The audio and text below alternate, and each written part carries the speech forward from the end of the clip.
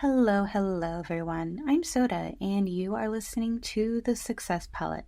And on this podcast, we typically talk about subjects that relate to being a professional artist or creative of any type and aren't talked about enough, especially in schools where they're supposed to prepare you for the real world. And today's subject is probably the most important subject I could think of that I wish was taught in our school systems, and that is suicide prevention.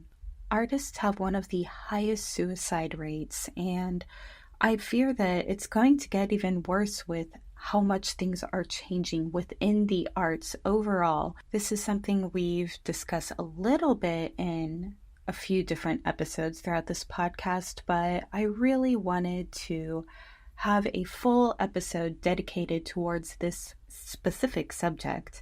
And to help me out with that, I have Jennifer, who is a professor of social work and also a very big mental health and LGBT advocate and a writer. So, Jennifer, I would first like to ask you, how did you become this activist for mental health, for equality, for all of these things that are related to the subject? Yeah, I graduated college and took a job at a mental health center. It wasn't even what my bachelor's degree was in. I just happened to make some connections. And so I started working in mental health straight out of my bachelor's degree and really fell in love with the people that I was working with and the idea that recovery is the pathway that everyone struggling with a mental health disorder can be on, but that it's also very personally defined. Recovery is a very personal journey. And I wanted to take that journey with folks. And so that's kind of how it got started. And once I started down that career path, I never looked back. I have such an admiration for people who go into careers that's all about helping others, like what you do. So thank you for that. And how do we, as people who aren't professionals, help our friends without taking on all of their burden? So what I hear you asking is about, as a common friend, neighbor, person who might be on the receiving end of a friend's distress call or a friend's need for mental health support. How do I support them? How do I help myself? How do I take care of myself when I'm doing that? Those are excellent questions. And I hate to be too cliche about it, but I do feel very strongly about the whole, if you have to have your oxygen mask on before you put someone else's on. So I think it's being really in tune with your own mental health and your own resilience level. Where are you at? How are you feeling? Because what happens is, if we are feeling bad ourselves, if we are suffering, if we are struggling, and we try to be strong for someone else in their dire moment of need, that can be very challenging. That can be very difficult. And then you can kind of devolve into this commiserating as opposed to lifting each other up, right? Being that rising tide that lifts up other boats, you can both sink together, and we don't want that. So if you are not feeling well, if your mental health is suffering, or if I make a distinction between mental health and emotional health, and we can talk about that, but I'll go on to say that if you're struggling and you feel like your own tank is empty or you don't have enough oxygen, I would recommend that you would help this person with circling their own wagons in another way. And I had this sort of planned for another question that you were going to ask me, but there's this idea of, circles of support and wrap around a person. And so you might be in that person's circle of support. Who else is in that person's circle of support? So then let's say you go ahead and help the person, and and you need some self-care. I think that being very intentional about help seeking means that you're also very intentional about developing circles of support where the people in your circles that have that resilience and they're doing well, and that they can receive a call, that they can, listen. Listening is just such a key critical thing. I also think it's okay to listen and to tell the person that I don't have all the right words to say. I'm not exactly sure what to say, but I am willing to listen to you and make you feel like you're not alone. That goes a long way as well. Sometimes it's just about connection and belongingness and not having to be an expert. But I do recommend that if you don't feel well, if you don't feel that your resilience is at a level that you can take on someone else's emotional pain, that you avoid doing so, and that you encourage the person to seek out supports where those resources are maybe more resilient or strong at the time. I love what you said about the importance of community, and that was my next question I wanted to ask. The reason I started with this one is because I personally, last year, I had 4 friends who either attempted suicide or were about to, and that really, really was hard for me because I felt helpless. I felt very lost and confused. But luckily, all 4 of these people did have some sort of support. So whether it helped them not go forth with their actions or help them recover, it was so important to them to have that support. A lot of us don't have any sort of support. A lot of us who are creatives, we tend to be a little bit introverted and it's hard to make those friends. What is the best ways for us to find that support, and how can support really help us have that safety net? I think there's 2 things here. I call it sort of the mental health or connection toolbox. I did make that up. It's just a way to put together some ideas where you might have a toolbox for yourself and your own mental health, and then you may have a toolbox to help other people. If we feel unprepared, if we are unprepared to help other people, then we are going to feel helpless.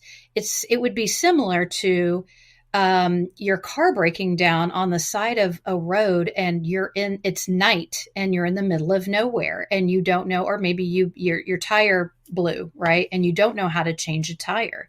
And you think to yourself, oh my goodness, I don't ever want this to happen again. So I need to learn how to change a tire in case I'm driving in the middle of the night out in the middle of nowhere and I need to change a tire. So I think when people call us for help, or when people reach out for help and we don't have those toolboxes built yet, then that is a call to action for us to build a toolbox.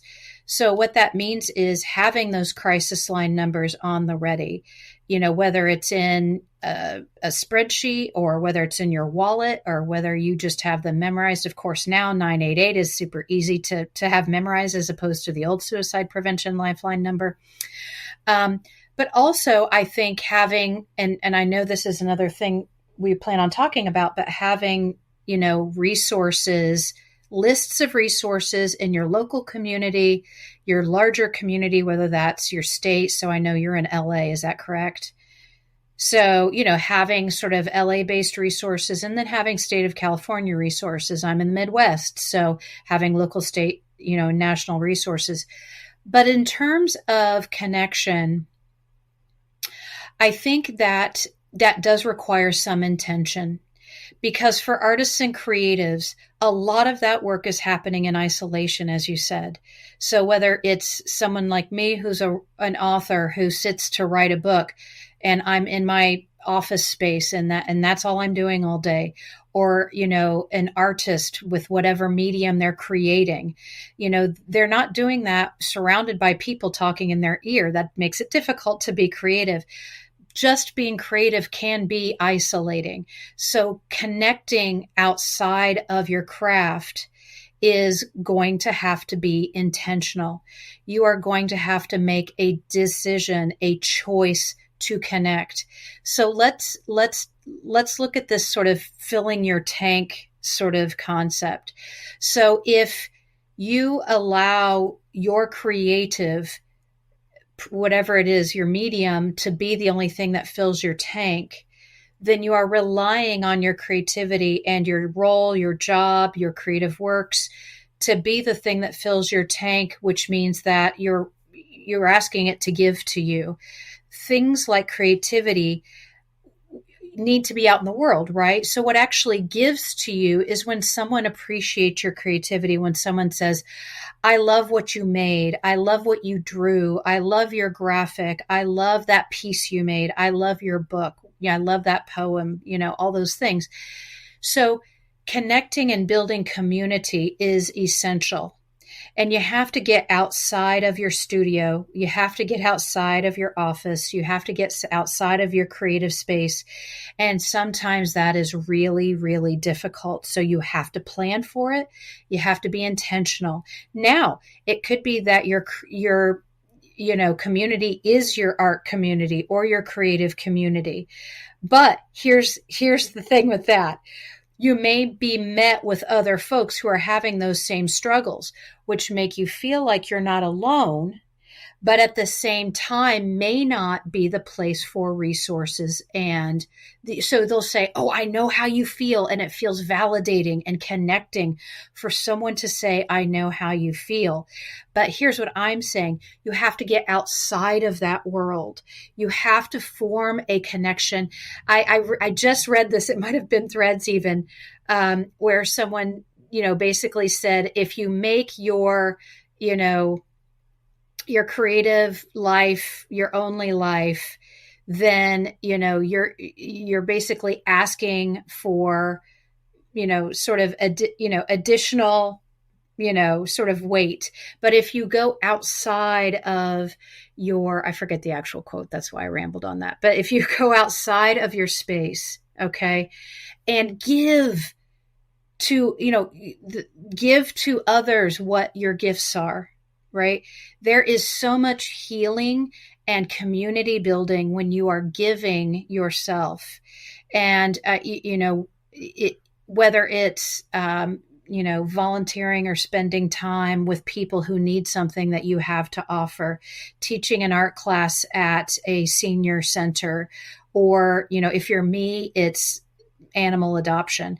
Those are other things that fill your tank and build community. You have to diversify your portfolio of community.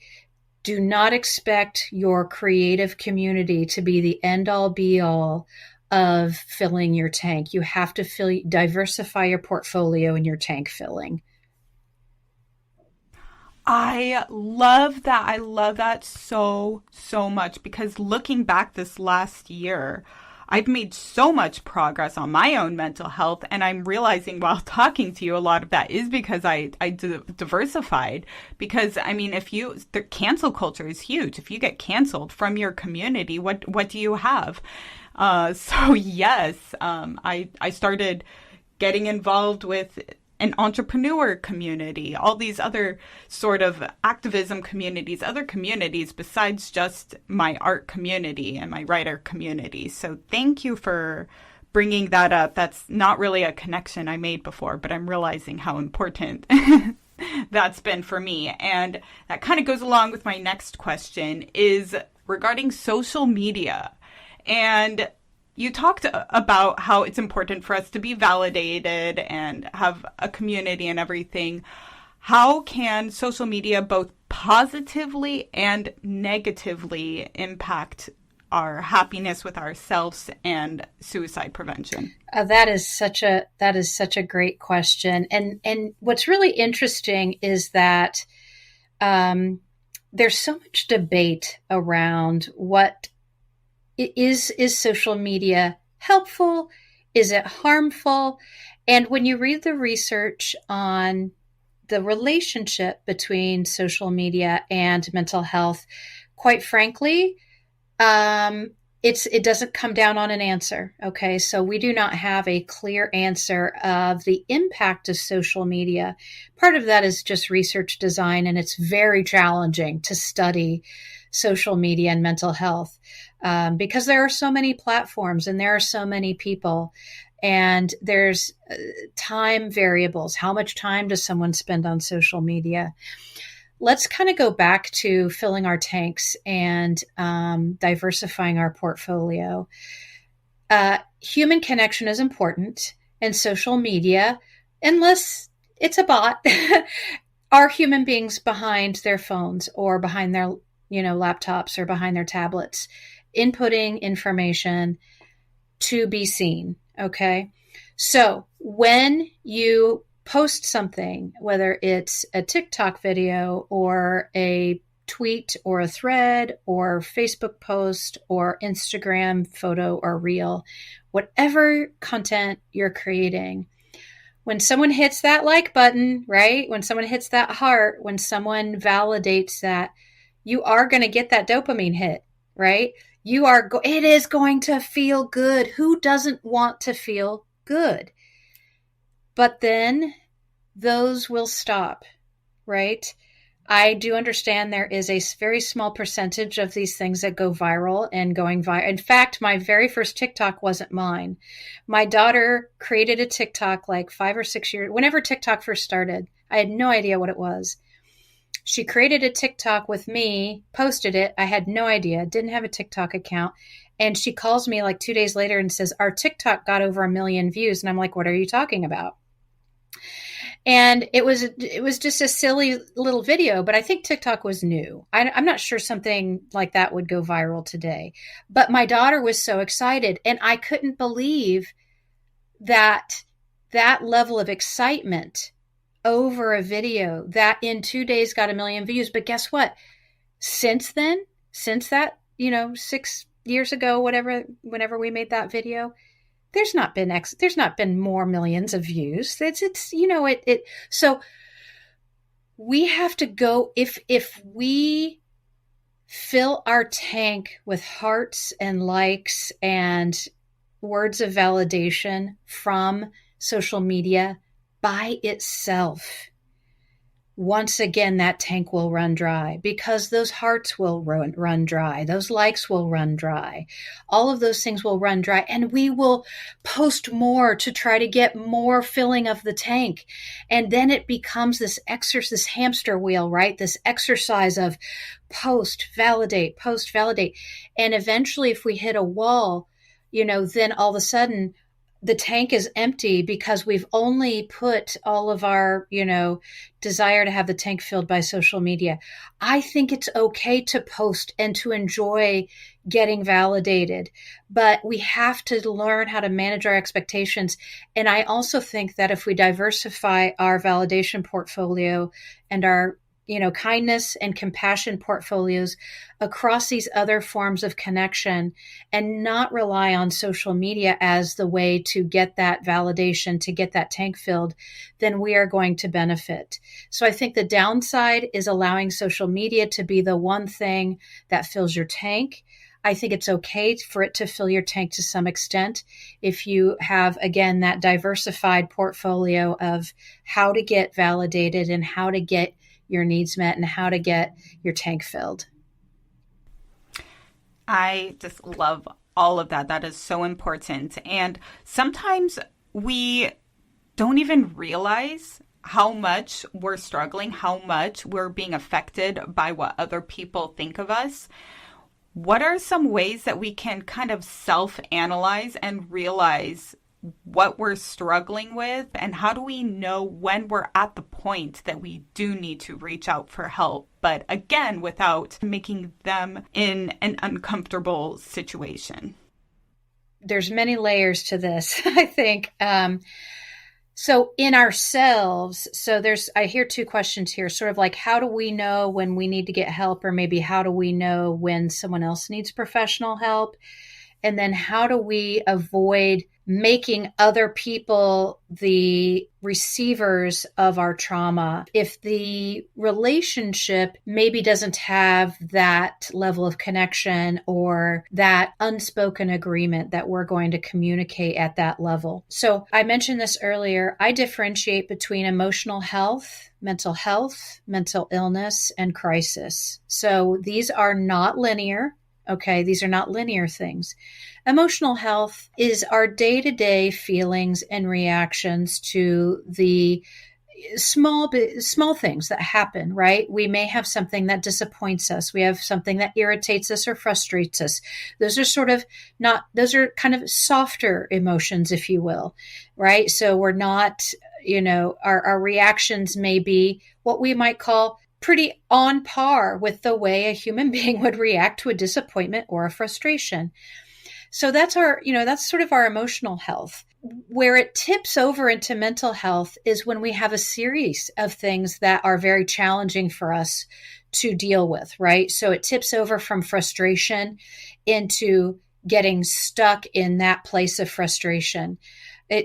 Isolation tips over into a place of despair where we feel like not only are we isolated, but we are completely disconnected and we don't belong anywhere. And so when it shifts over into a mental health disorder is when we have gone from being stuck to then going down and sinking down into the hole where we don't have access to our coping skills anymore. Okay. So when we don't have access to the things that have generally helped us in the past, the things that have, whether it's journaling or creating or talking to a friend or reaching out, listening to music or taking a hot bath or a hot shower or taking a walk, when those coping mechanisms are no longer working for us and we are entrenched in this feeling and we can't get out and we have tried, that is when it is time to join with somebody. Okay. And I'm saying this intentionally, join with somebody to help us. So I don't know if you watch too much, Brené Brown has gotten a lot of public she's also a social worker and she is someone who speaks a lot about empathy and hope and resilience. And she makes this little video that's been seen like 200 gazillion times. And it's about empathy, right? And it's about being present with somebody and joining with them. So when empathy no longer feels genuine, when you are in that place of darkness, all of those places that I'm speaking of are places where it is definitely time to seek out professional help. And also then if we don't seek out professional help at that point, and it tips into crisis. Crisis is when you feel like when you are having imminent thoughts of taking your own life, okay? And it can also be behaviors that would be interpreted by just about anyone as being suicidal. It could be hoarding medications. It could be buying a firearm. It could be, any of these, means by which you could end your own life. That crisis obviously needs emergency help, not just professional help, but emergency help. So when do we know when we're at these sort of various places? When I'm having emotional health sort of struggles, right? Where I'm feeling frustrated, I'm feeling a little angry, I'm feeling upset. That is generally when talking to a friend helps. And I recommend that we have and that we're intentional with building those circles of support where there is an agreement. I even recommend listening buddies. So a listening buddy is someone that you talk to and say, would you like to be my listening buddy? And what that means is that you pair up and maybe once a week you have an intentional phone call for 15, 20 minutes or however long you designate, and you take turns. There's no interrupting.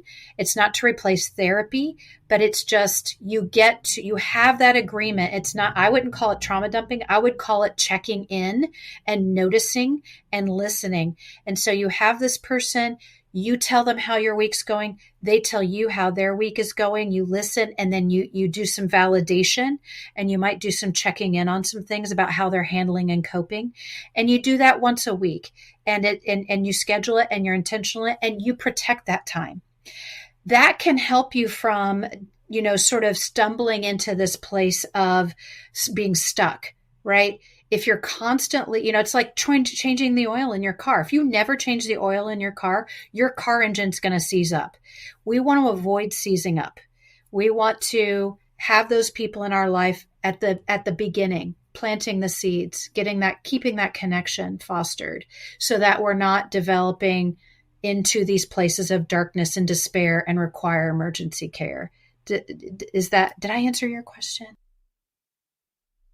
That was beautiful. I really, really liked that answer. And a lot of us as creatives, we tie our worth into a lot of how we are received. And you were talking about filling up your tank and making sure that you have the diversity of having people care for you and listen to you, what are some ways that we can remind ourselves that we do have worth no matter how well things are on social media and how well we're received I honestly by think others? it takes practice. If your personality is not one that leans itself toward resilience, a natural resilience, if you have to work hard at being resilient, I think it takes practice and it does take intention. Everything takes intention. And I realize that I'm using that word a lot in the podcast, but we have to choose ourselves. Okay. And when we choose ourselves, we have to treat ourselves as beautifully as we would treat someone else. If you had a dear friend who was not choosing themselves and you are trying to help them choose themselves, you better be setting a good role model for that. If you want the beautiful people in your artistic community to choose themselves and to choose health and to choose connection and to choose wellness and choose well-being, we have to learn how to do that for ourselves, and it takes practice. It does take reminders. I believe, and I've got this thing on my wall that says, be kind, for everyone you meet is fighting a hard battle. And I literally read that every day. And I know there's this new, you walk into a gift shop and they have all the little memes, with the nice sayings and all that. And we surround ourselves with those things and we see them on social media. But I think we have to choose to apply this. It's not just reading them and smiling and say, oh, that's a nice thought. We have to choose to apply things to our lives, again, sort of with intention. So remembering our worth, it's being able to learn that measuring our worth isn't, you have to start from 100%. You have one life to live. You are 100% all the time, even if you don't feel like you're 100%. So what do I mean by that? We have to have an armor of resilience where we are choosing to and being intentional about social media and not, this is a really tough one. Again, we are not using social media as a place for validation. Maybe we're choosing it as a place of learning. Maybe we are choosing it as a place of connection, but we cannot choose it as a place, again, to be the thing that fills our tank and our worth. I think there are a lot of, probably better resources than me on this particular question. I really, really like Johann Hari's book, Lost Connections. It's probably, I'm not a religious person, but for me, it's got some biblical wisdom. But he talks about how our worth is how we interact with the world. And it's not in social media, quite frankly. Think about if, once again, you blow your tire on the side of a road at the middle of the night and you don't know how to change it, but then someone comes along and fortunately they look safe and not like, somebody who's going to, do something awful. And they help you change your tire and get back on your way. That person just told you what they're worth. They are a citizen of the world who helped someone who was stranded. So if we think about how to build our worth, if for some reason we don't feel worthy, then what measuring stick are we using? And so we have to think about how are we measure? If we feel unworthy, what measuring stick are we using? Maybe the measuring stick of being in the world and being a human being who has something to give and something to contribute and being intentional about that contribution. That's what worth is actually about. Not likes, not hearts, not follows, not views.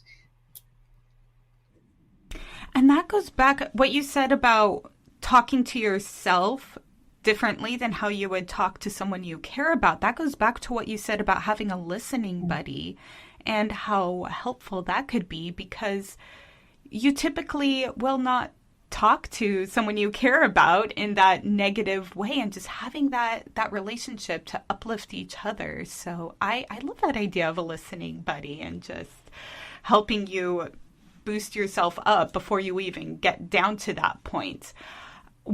Have you ever had a situation where you got really bad criticism or some sort of negative interaction with your community or someone you care about regarding one of your books that you wrote? Because I know you wrote a few books. And how did you handle that and not let it affect your work? Yes, I have had muchos criticism, muchos. I love talking about this because I learned so much from being criticized. So the very first fiction book I wrote, and it is now a series, is called The Dying Five, a Hospice Heroes mystery series. And I'm still writing a series about people who are at the end of their life who choose to use their last months to solve mysteries and solve crimes. So I didn't know anything about the publishing industry. I just wrote a book, right? And so I said, oh, I guess I should query this book now. So I wrote a query letter, which is when you submit, a pitch to literary agents to see if someone wants to pick up the book and sell it to a publisher. And so I thought, oh gosh, and again, this was years ago and I have no idea what I'm doing. So I put together the pitch and, as the rejections came in, I wasn't learning anything because most of those rejections are what we call form rejections. You write a book and a literary agent doesn't want it, and they send you an automatic response back that basically says, thank you for your submission. I appreciate you considering me for your work, but this is not a good fit for me. There's no way for them to tell you why. They get thousands of these, hundreds a day. There just is not possible for them to give personalized feedback. But I did get personalized feedback from one literary agent who said, there's no way I could sell a book about people who are dying, who spend their last months solving mysteries. No one would want to read that. No one would want to buy that book. And how else did she put it? She said, I can't even see anybody in hospice. Why would they do that? And so I said to myself, you know what? This person is a literary agent. They are an expert in selling and publishing books, but they are definitely not an expert in the human condition. And so I left with my pride intact and said, you know what? I'm just going to self-publish this book. I didn't query much on those books because I thought to myself, you know what? That's okay. And if that's the reason why this book is getting rejected, I only sent out 20 queries. I said, I love this book. And if I only have family and friends that read it, it's not my full-time job. I am okay with that. So I did suffer criticism. Now, I see tons of people on social media who get criticism for their craft. And, they are full-time artists, or they are full-time creatives, or they are full-time writers. And so when you are criticizing someone's work and that's their full-time and their livelihood, it probably lands a lot differently than it does for someone like me who has a full-time job, who writes on the side. So where your life station sometimes dictates your reaction. But I do think that even if being a creative is your full-time job, like I mentioned before, I still think you have to get your validation bucket filled in other places, right? So if you're a creative and the only thing that matters is selling your creative works, as opposed to like Soda, what you do, which is what linked us together, as I saw you on Threads, and that you actually draw cartoons for your podcast guests. I was out of my mind with excitement.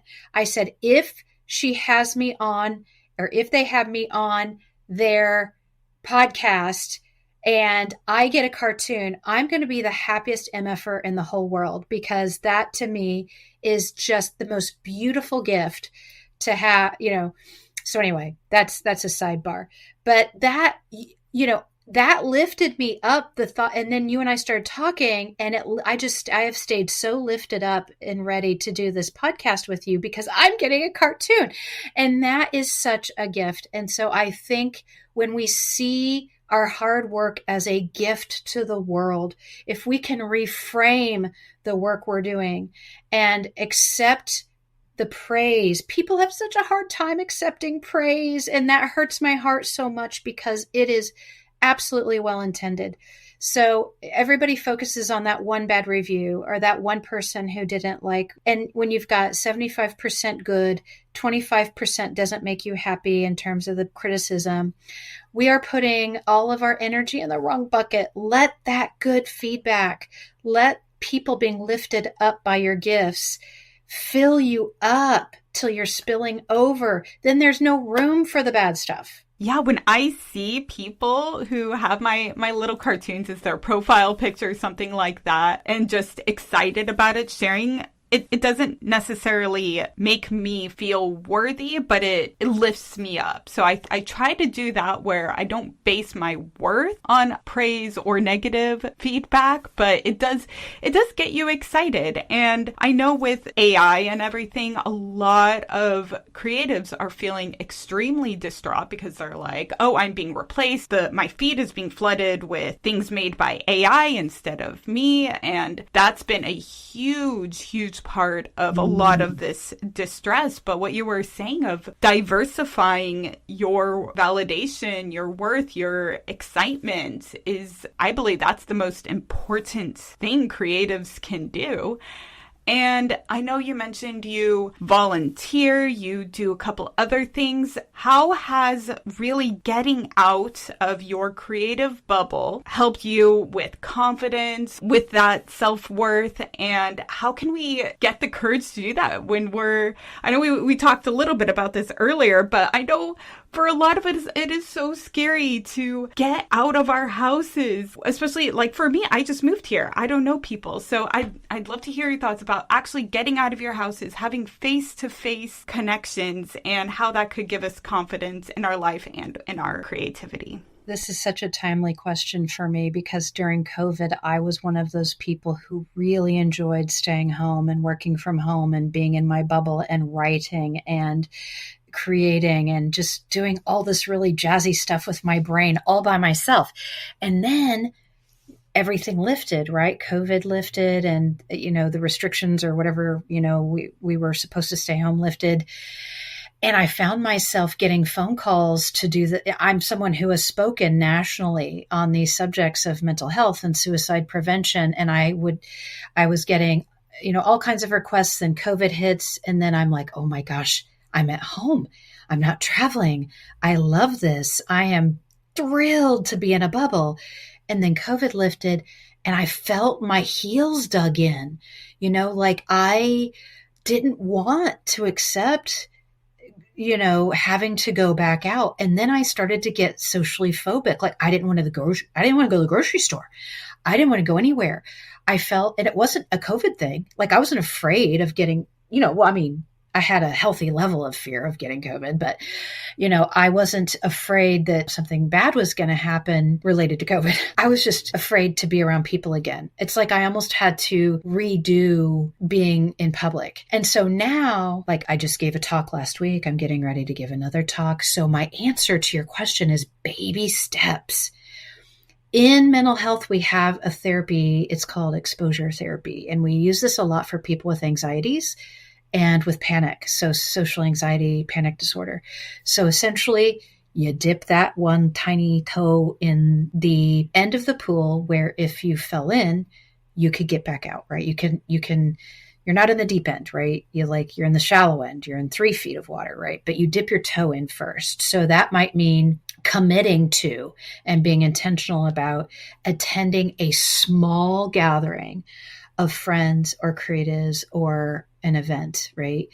And preparing yourself, breathing, or it could be just a small dinner party. It could be, but being very intentional. I'm not saying you have to host it yourself. I'm not saying that you have to go to a big, a game or something where you're surrounded by thousands of people. Dip your toe in and then dip your toe in a little further, make it a little bit of a bigger event and so on and so forth. Have a buddy. Right? Have a buddy go with you, have an escape plan, right? Have all these things, but you've got to do it. You've got to do it because connection in suicide prevention, if we know anything, there are two things that work the best. The first is always going to be means restriction, removing the means of someone being able to take their own life. But the second thing is connection. Connection is the strongest, most powerful protective factor against suicide. So people not just knowing that they're not alone, which is a double negative, knowing that but also being able to connect and belong somewhere. So finding community, right? And it could be in the unlikeliest of places. You mentioned earlier before we started the podcast, you're part of a mom's group. So I assume there are other moms in that group. You share stories. Storytelling is so powerful. So if you can find community where people are telling their stories, that helps you to not only feel like you're not alone, but it may also help you answer questions that you didn't even know you had, right? So one thing I made a note of is how creatives can start mental health conversations, and that is through storytelling. What helped someone in their recovery journey? So when we talk to our listening buddies, or when we talk to our therapist, or when we talk to our friends, or when we talk to our families, we can tell them all about what's wrong, and we can also tell them what's going right, but we should also talk about what has helped. So when you've had a panic attack, what's helped bring you out? What's helped you heal from that? What are the things that are in your coping toolbox, your mental health toolbox? Those things could help somebody else.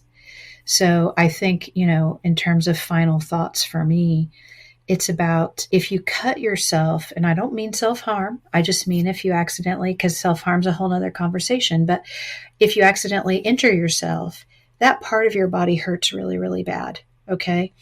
And you're going to do everything you can to protect it from getting dirt in it, like you put a Band-Aid or a bandage on there.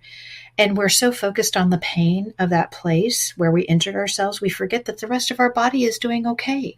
The rest of our body is feeling pretty good, right? We're so focused on the place that hurts. So I think taking that into our mental health, we tend to focus so much on the hurt in our heart, or the hurt that our depression causes, or the hurt that our anxiety causes, that's all we can think about, and we stay so focused on it. So if we have a diversified emotional or mental health portfolio where we get our tanks filled in these different places, we can go and we can spend time with older adults at the agency or the nursing home or whatever. We can spend time with the rescue animals, or we can spend time, volunteering or giving back to our communities. Being in that role is going to take us out of that place of pain where we're only focused on our pain, and realize that the rest of our body, the rest of our hearts, the rest of our minds are fully capable of giving and fully capable of loving and being loved. So I guess if I'm going to kind of wrap it up on that point, that would be a good place to do it. That's such an important point. And I just want to thank you again for coming on about this. This is this could be a very difficult subject to talk about. And I'm glad that you're out there advocating, because so many of us, we don't know what to do when we are at this point and we don't know where to turn. And I love the suggestions of having a listening buddy, diversifying your self-worth, your praise, and just really having that love for yourself the way you would love someone else. So thank you again. Where can people find you? So if they want to follow you, want to read any of your books, do you mind just finishing up with that? Yeah. I'll put one little plug in for some mental health resources for folks. So obviously, I mentioned this earlier, but if someone is in suicide crisis, since we talked about suicide today, the National Suicide Prevention and Crisis Lifeline is 988. If you're a veteran, you dial 988, and then you hit 1. That would be the Veterans Crisis Line. There's also the crisis text line, which you can text almost any word. You can text HOPE, home, start, all in capitals, to 741-741. I would recommend the National Alliance on Mental Illness, NAMI. I would recommend Mental Health America for resources. Both of those organizations have local chapters in every state, so you should be able to find someplace near you where they will offer resources and support. there are community mental health centers that will see people on a sliding fee scale. So community mental health centers can, if you're an artist or creative and you're living off of very minimal means, you don't have a lot of income, you may not have insurance, or your insurance isn't that stupendous, your local community mental health center should have sliding fee scales so that you can get some professional help if needed. We did talk about listening buddies. So I will say that folks can find me on almost any social media platform, but I do so many different things that all my social media has different, it's like I don't have any consistency, which makes creating a brand really difficult. And everybody, all the people in publicity, even my daughter who's got a PR degree, shakes her finger at me, you've got to develop a brand. My brand is just being whatever people need me to be, you know? So I am at JenniferWright-Berryman.com. That's my website. Jennifer with 2 N's, WRIGHTBERRYMAN.com, JenniferWright-Berryman.com. On my website, you'll see my books, but you'll also see I have a blog. I need to update it.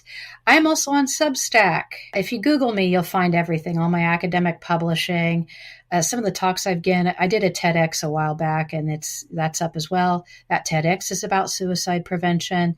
You can find me at Jen L. Berry on Instagram, Threads, and then my full name, Jennifer Wright-Berryman with a hyphen on Facebook, and probably somewhere else. I'm also on TikTok. So, and I will have all of that in the show notes. So I'm sure people will want to follow you after this. So thank you again for all that. And thank you to everyone who took the time to listen to this important message. Remember, you are valuable. You are worthy of love, and you have so much potential. To learn more about this podcast and for social media links, you can go to thesuccesspalette.com. Let's work together to make this a successful week. It's real, it's dark. All it takes is a little spark.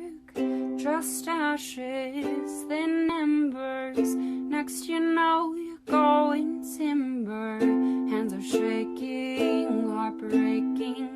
Sabotage myself. I'm searching, eyes pleading for someone to help.